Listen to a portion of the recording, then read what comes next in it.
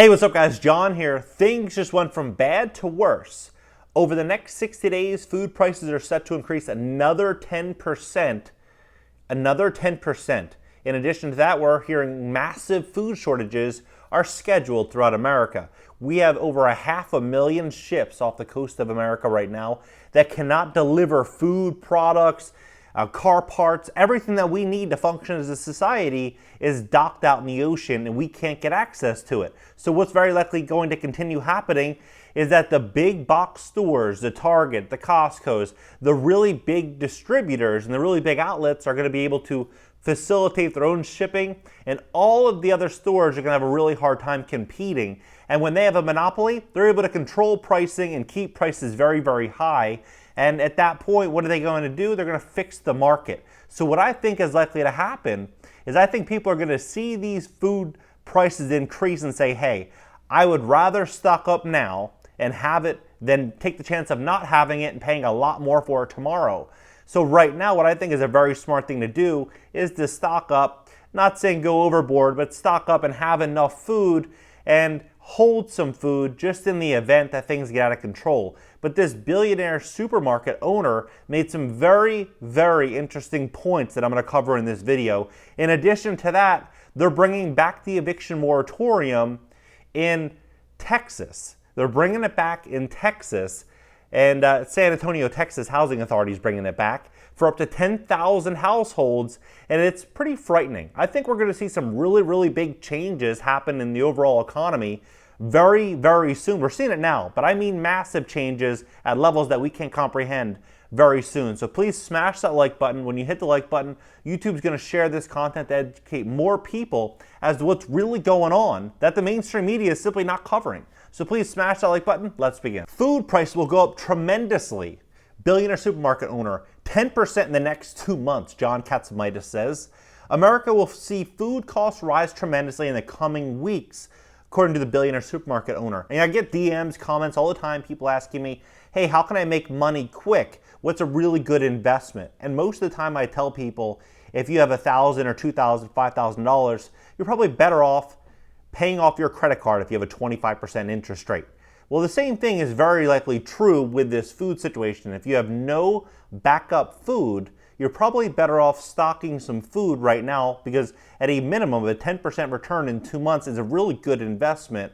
And who knows, it could go much higher than that. Catsimatidis, who is the president of Gristedis and D'Agostino Foods, discussed concerns about inflation, supply chain issues on Fox Business Morning with Maria, and warned companies like Nabisco, Pepsi, and Coke will begin to prioritize products and raise prices in order to get ahead.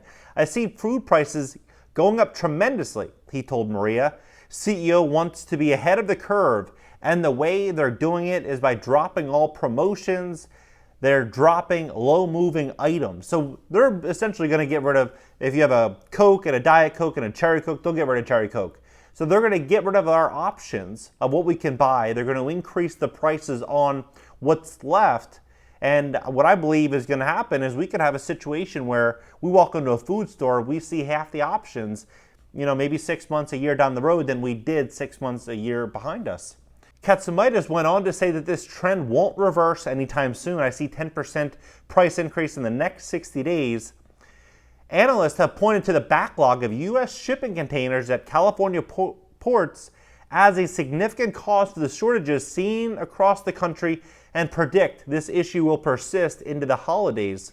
We all remember Kamala Harris came out and told everyone several weeks ago that if you want to buy Christmas presents for your family, for your children, to do it right now, because by the time we reach the holidays, they will no longer be available. The Biden administration said last week that they will work to expand the hours of operation at the California port in an effort to speed up the delivery of goods. We've all also been told that the reason that they are unable to deliver these goods is not because of their own mandates, it's because of the mandates that are pushed on them. And because of that, they're simply just docked and they're not allowed to do their job. They're not allowed to deliver. When it comes to the empty shelves, the supermarket owner pointed to companies like Procter & Gamble having a hard time providing enough toilet paper and other paper products, particularly in the suburbs and the inner city. He believes a side effect of the current demand for these products will be financially of financial success for the producers. Why give away something when you don't have to give it away and you make more margin? Catsimatidis asked. So I think that these companies are going to have record profits in the third quarter. So if you can't tell, they're fixing the market. They're fixing the market right now. Small business, small supermarkets, everybody is getting pushed into the wood chipper right now while these big corporations are making out like bandits. But when you turn on the mainstream media, they don't tell you that. What they say is that there's supply chain issues, that they're really helping small business. They're doing everything they can do, stimulus and welfare programs and all of these items that they're trying to do, all these programs that they're trying to push forward, these social programs. But in reality, they're stripping away the opportunities for the middle class right now in the name of safety. What's happening right now in Texas is a shame, in San Antonio, Texas. I have a real big prediction that what is going to happen going forward is that when I say they, I mean Big Brother, is going to have big changes coming to Section 8. That's what I think. I think over the next 6 months to 12 months, we'll reflect back on this prediction and see if I'm correct. But I believe that when you're a landlord, Section 8 landlord, you have certain inspections, you have certain obligations as that landlord to fulfill certain actions, and the tenants have to also comply with certain things as well. I believe that there's going to be an increase in requirements for tenants for Section 8. And what that will likely do is going to increase numbers, which is what Biden is looking to do. So if that does happen, that will, have a overreaching impact on Section 8. What I also think could very likely happen is that the Big Brother could have a problem and say, hey, we need to reduce rents. We can't afford current market rents. Or they might make a change. You think about how much control they've had over the housing market the last 18 months. If you're a landlord, you've experienced it most likely. You realize that not everything is for the best interest in the landlord. And this is a big problem. And the same thing with tenants. Tenants were greatly misled as well throughout this whole process. But what's happening now in San Antonio is a good reflection to let everyone know that this is not yet over, and we're stepping into the problems. The problems are not likely behind us, they're likely right in front of us. So take a look at this.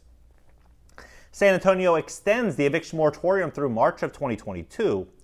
The San Antonio Housing Authority is extending the eviction moratorium for more than 10,000 residents in its public or mixed income housing communities through March 1st, 2022, officials announced Monday. The March 22 extension is a continuation of the agency's extension in August of 2021, following the expiration of the federal eviction moratorium over the summer, when the U.S. Supreme Court ruled that has exceeded its statutory authority by issuing a nationwide moratorium. The pandemic has disproportionately impacted economically disadvantaged families, and at the center of the San Antonio Housing Authority, residents who have a median household income approximately $10,000. Now, what's fascinating to me is they say that the pandemic impacted these people. So like this demographic of people, right? These people were impacted more than other people, right? But what's fascinating to me is that the business owners that fit inside of this sphere, this quota, what does this ultimately do? These businesses were greatly impacted. They were deemed non-essential. So these businesses were greatly hurt, right? So these businesses are hurt, and now they're being pushed. Not only they lost their business or they were greatly impacted by this, but now they're pushed into a corner of dependence. To me, this isn't a helping hand. This is a backhand. So within our communities, families have experienced the unemployment, illness, financial loss, losing their home, and their security that they have would be an unimaginable devastation to their livelihood. San Antonio housing authorities are calling on the city of San Antonio and Bexar County to designate funding from the American Rescue Plan Act to help clear approximately $3 million in debt currently owed by more than 2,700 San Antonio Housing Authority residents. So 10,000 tenants, 2,700, do the math, 27%. That's just what they're quoting. So that's, if they haven't yet filed it with the San Antonio Housing Authority, it could be much greater than 27%, which is a massive number. Under regulations by the U.S. Department of Housing and Urban Development, public housing authorities are prohibited from giving rent or debt if a resident receiving housing assistance is evicted. Not only could that resident become homeless under the federal regulation, they could also become ineligible housing assistance programs until the debt is cleared. To help families avoid eviction, San Antonio Housing Authority offers flexible repayment plans and can lower the monthly rent if a resident experiences a reduction in work hours or losses of a source of income. So they're basically saying, hey, if you don't want to work, if you don't want to do this, you don't want to, get back on your feet, it's okay. We're not going to, you're not going to be penalized for it. Who's going to want to work? You're seeing it right now with the Great Resignation. A lot of people are taking a step back for a variety of reasons, but one has also been the unemployment benefits that have allowed people the opportunity to stay home and still stay in their home. At the start of the pandemic, the San Antonio Housing Authority was one of the first housing organizations in the United States to suspend evictions for its residents in March 2020 before the federal government intervened, a news release said. So they've extended so far March 2020, July 2020, December 2020, March 21, June 21, August 21, and today. So this isn't over. This isn't over. I think that we're going to see more eviction moratoriums start popping up all over the place, and it'll be interesting to see how the housing market reflects back on the lessons learned. Curious as to what you guys think about this. The supply chain, this eviction moratorium, where do you see it going the next 60 days? Drop your comments below, smash that like button. When you hit the like button, YouTube's going to share this content to educate more people about what's really going on. So please smash the like button, subscribe here, consider subbing on my second channel. I'll leave the links pinned down below in the top comment. See you guys next video.